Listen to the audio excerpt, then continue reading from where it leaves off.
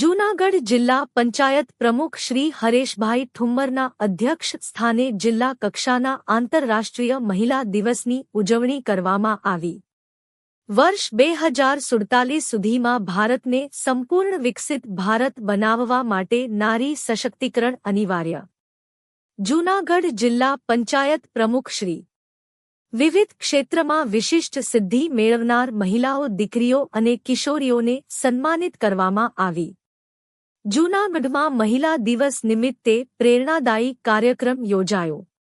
જૂનાગઢ જૂનાગઢ જિલ્લા પંચાયત પ્રમુખ શ્રી હરેશભાઈ ઠુમ્મરના અધ્યક્ષ સ્થાને આજરોજ જિલ્લા કક્ષાનો આંતરરાષ્ટ્રીય મહિલા દિવસની ઉજવણી બીએપીએસ સ્વામિનારાયણ મંદિર જૂનાગઢ ખાતે કરવામાં આવી હતી। આ પ્રસંગે શ્રી હરેશભાઈ ઠુમ્મરે જણાવ્યું હતું કે જ્યારે દેશ આઝાદીના 100 વર્ષની ઉજવણી કરશે ત્યારે વર્ષ 2047 સુધીમાં ભારતને સંપૂર્ણ વિકસિત ભારત બનાવવા માટે નારી સશક્તિકરણ અનિવાર્ય છે।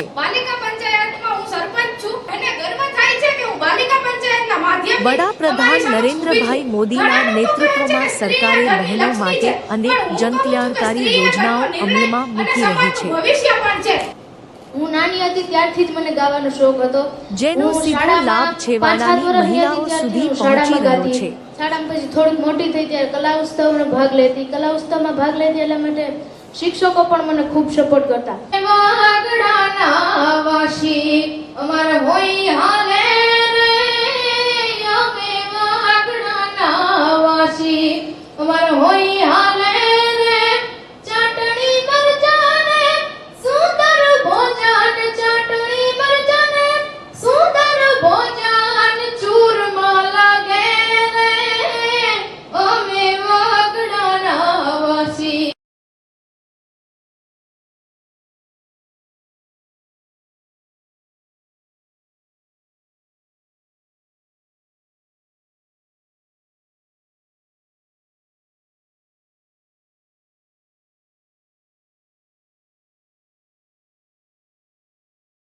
આજે આંતરરાષ્ટ્રીય મહિલા દિન નિમિત્તે બધાને ખૂબ ખૂબ શુભેચ્છાઓ। મહિલા શબ્દનું જો આપણે નામ સાંભળીએ ત્યાંથી આપણને એક એવી કલ્પના થાય, એક એવું માનવ અસ્તિત્વ અથવા તો એવું હ્યુમન બીંગ કે જેમાં કરુણા છે, પ્રેમ છે, ક્ષમાની ભાવના છે, થોડુંક રુજુતાપણું છે, છતાંય નિર્ણય શક્તિ છે। વિશ્વ મહિલા દિવસ આપણે ભારતીય નારીઓ, ભારતીય સન્નારીઓ અને આપણા ઘરની અંદર જ્યાં આપણું શાસન ચાલે છે, જ્યાં મહિલાઓનું શાસન ચાલે છે, એવી આપ સૌ સન્નારીઓને હું આજે વિશ્વ મહિલા દિનની ખૂબ ખૂબ શુભકામનાઓ પાઠવું છું। સરકાર છે એ બહેનો માટે એટલી ચિંતા કરે છે। આપણા દેશના વડાપ્રધાન નરેન્દ્રભાઈ મોદી બહેનો માટે કેટલા યોજનાઓ અમલમાં મૂકે છે, એની સીધી યોજના આપના સુધી પહોંચે એના માટેના કાર્યક્રમો હોય છે। બહેનોને કંઈક કરવાની ધગશ છે કે ઈચ્છા છે કે અમે કંઈક કરવા માંગીએ છીએ। અહીંયાથી કેટલાક બહેનોનું સન્માન થયું, માતાઓ બહેનો, એ સન્માન એટલા માટે થયું કે એણે સમાજ જીવનમાં કંઈક કર્યું છે, એના પરિવાર માટે આગળ આવવા માટે પણ એણે મહેનત કરી છે।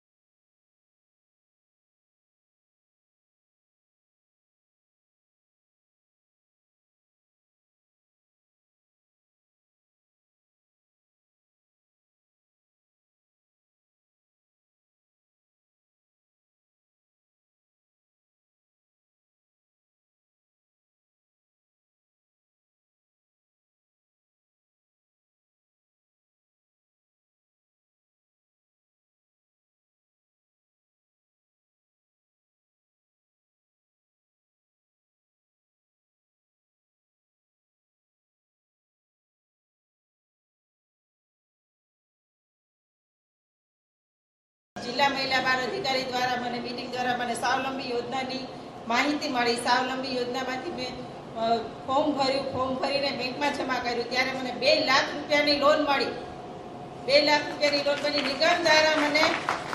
નિગમ દ્વારા મને 60,000ની સબસિડી મળી અને આજે હું મારું નાનું પાર્લર ચલાવું છું અને પાર્લર ચલાવતા મારી જેવી ઘણી બહેનોને આત્મનિર્ભર બનાવું છું. અને હું જેમ આગળ વધી એમ તમે બધી બહેનો બેઠેલી બધીને કહું છું તમે પણ આત્મનિર્ભર બનીને આગળ વધો. મારું નામ મકડિયા સોનલ છે. બાલિકા પંચાયતમાં હું સરપંચ છું. અને ગર્વ થાય છે કે હું બાલિકા પંચાયતના માધ્યમથી તમારી સમક્ષ ઊભી છું. ઘણા લોકો કહે છે કે સ્ત્રી એ ઘરની લક્ષ્મી છે, પણ હું કહું છું કે સ્ત્રી એ ઘરનો નિર્ણય અને સમાજનું ભવિષ્ય પણ છે. હું નાની હતી ત્યારથી જ મને ગાવાનો શોખ હતો. હું શાળામાં 5-7 વર્ષની હતી ત્યારથી હું શાળામાં ગાતી. શાળામાં પછી થોડીક મોટી થઈ ત્યારે કલા ઉત્સવમાં ભાગ લેતી. કલા ઉત્સવમાં ભાગ લેતી એટલા માટે શિક્ષકો પણ મને ખૂબ સપોર્ટ કરતા. વાગડાના વાસી અમારા હોય હાલે રે, અમે વાગડાના વાસી અમારા હોય હાલે રે.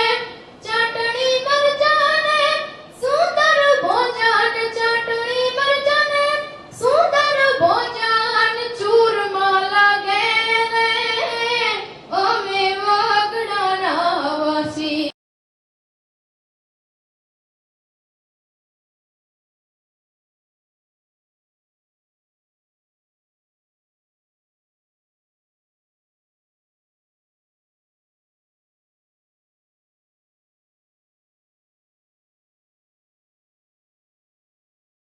આજે આંતરરાષ્ટ્રીય મહિલા દિન નિમિત્તે બધાને ખૂબ ખૂબ શુભેચ્છાઓ. મહિલા શબ્દનું જો આપણે નામ સાંભળીએ ત્યાંથી આપણને એક એવી કલ્પના થાય, એક એવું માનવ અસ્તિત્વ અથવા તો એવું હ્યુમન બીંગ કે જેમાં કરુણા છે, પ્રેમ છે, ક્ષમાની ભાવના છે, થોડુંક રુજુતાપણું છે, છતાંય નિર્ણય શક્તિ છે. વિશ્વ મહિલા દિવસ આપણે ભારતીય નારીઓ, ભારતીય સન્નારીઓ અને આપણા ઘરની અંદર જ્યાં આપણું શાસન ચાલે છે, જ્યાં મહિલાઓનું શાસન ચાલે છે, એવી આપ સૌ સન્નારીઓને હું આજે વિશ્વ મહિલા દિનની ખૂબ ખૂબ શુભકામનાઓ પાઠવું છું. સરકાર છે એ બહેનો માટે એટલી ચિંતા કરે છે. આપણા દેશના વડાપ્રધાન નરેન્દ્રભાઈ મોદી બહેનો માટે કેટલા યોજનાઓ અમલમાં મૂકે છે. એની સીધી યોજના આપના સુધી પહોંચે એના માટેના કાર્યક્રમો હોય છે. બહેનોને કંઈક કરવાની ધગત છે કે ઈચ્છા છે કે અમે કંઈક કરવા માંગીએ છીએ. અહીંયાથી કેટલાક બહેનોનું સન્માન થયું, માતાઓ બહેનો. એ સન્માન એટલા માટે થયું કે એણે સમાજ જીવનમાં કંઈક કર્યું છે, એના પરિવાર માટે આગળ આવવા માટે પણ એણે મહેનત કરી છે.